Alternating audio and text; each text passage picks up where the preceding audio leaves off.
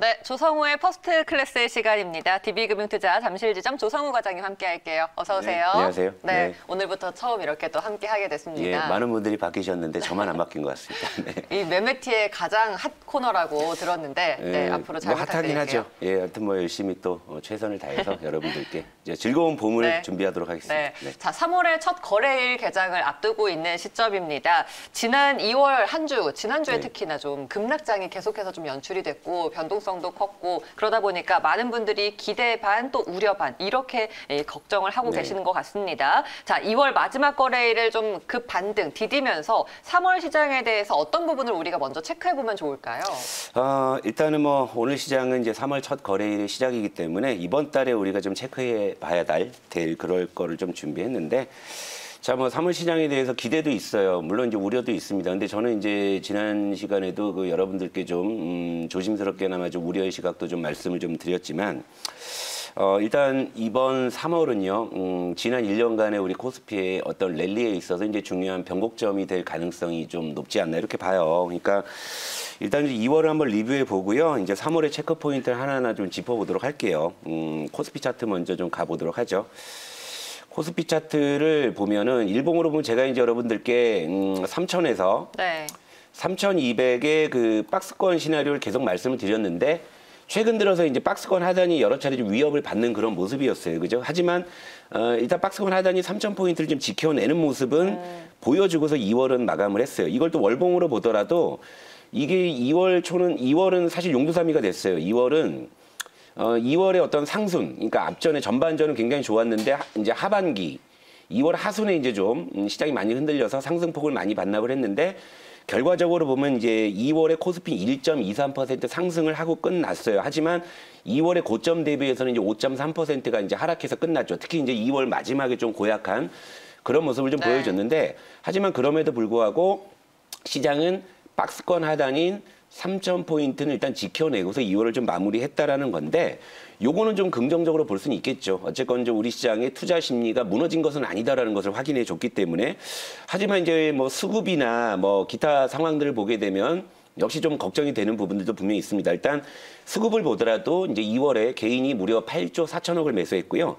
기관이 5조 3천억을 팔고 이제 외국인이 2조를 넘게 이제 팔았어요. 그러니까 수급상으로 봤을 때는 개인 중심의 그런 어떤 수급 상황이 연출이 되었다. 이제 이런 부분들은 사실 뭐 우리가 일반적으로 외국인이나 이제 기관들이 좀 사주는 뭐 그런 시장이 보다 좀 이제 좀 안정감이 드는 시장이라는 걸 감안했을 때 개인의 좀 매수가 너무 좀 일반적으로는 이어졌다. 이런 부분들은 조금 이제 뭐 우려할 수 있는 그런 요인으로 볼 수 있고 그리고 이제 무엇보다 이제 좀 우려되는 것이 환율이에요. 환율을 한번 볼게요. 환율이 일단 2월 마지막 거래일에 우리 정규 시장에서 이제 치솟아 가지고 1,123원에 이제 끝났거든요.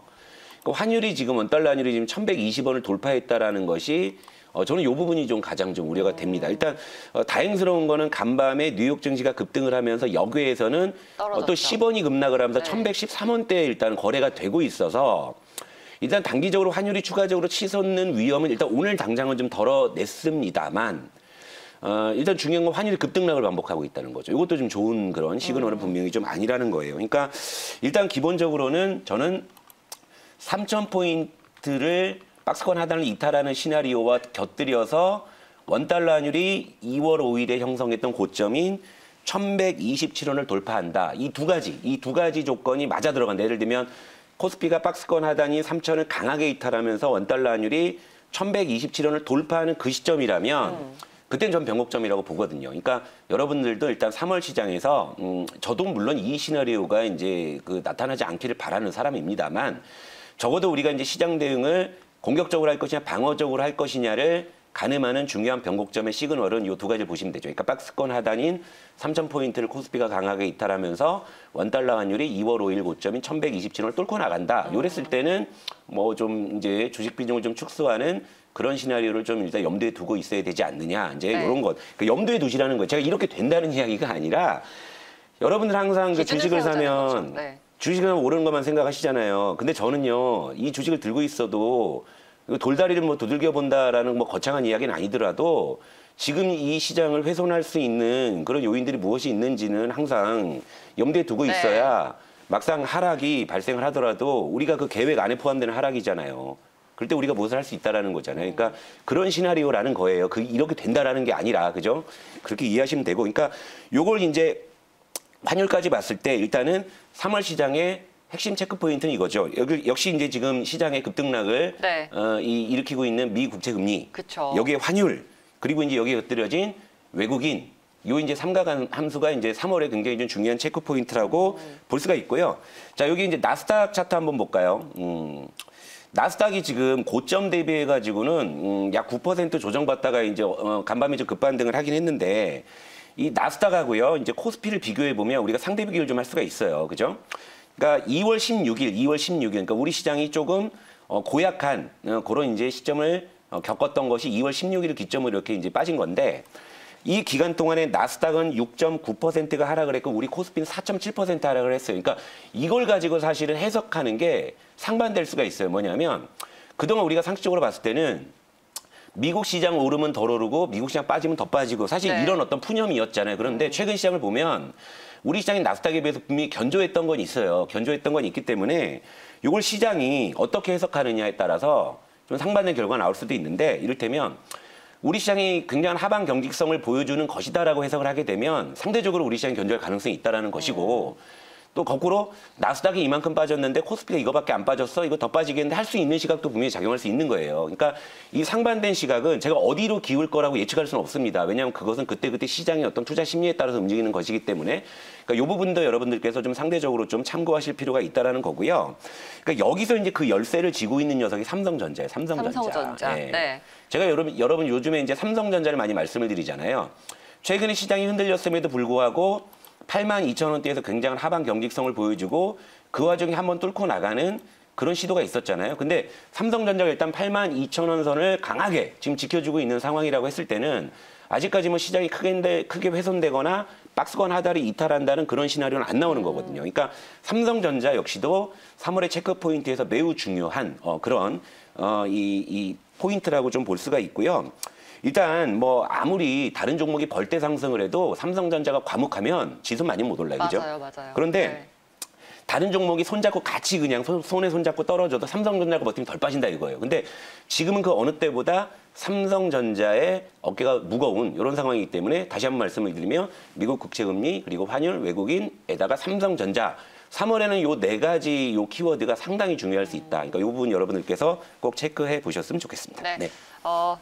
네 가지 체크 포인트를 살펴주셨고요. 뭐 국내 증시에서 일단은 그런 글로벌 영향을 우리가 어느 정도의 좀 좌지우지 되면서 영향을 받는지, 그리고 언제까지 이 변동성이 좀 있는지도 한번 보셔야 될 것 같습니다. 이외에도 주목할 점이 또 있다면 요건 개별 어떤 이슈인데 하나 꼭 있을까요? 보셔야 네. 되는 게 일단은 표 하나 띄워주시죠. 그러니까 3월은 코스피의 그 회계연도 결산 보고서가, 그러니까 감사 보고서가 나오는 달이에요. 이달 말까지 제출해야 되는데, 그래서 3월을 다른 말로는 상패의 계절이라고도 합니다. 그래서 이제 표를 하나 띄워주시면 여러분들이 보유하고 계신 종목 중에서 저렇게 영업이익이 몇 년째 영업 손실이 누적되고 있고 부채 비율이 급증하면서 유보율이 급감하고 있는 만약에 이런 종목이 있다고 하면 이런 종목들은 조심하셔야 된다라는 이유로 좀 말씀을 드리는 거예요.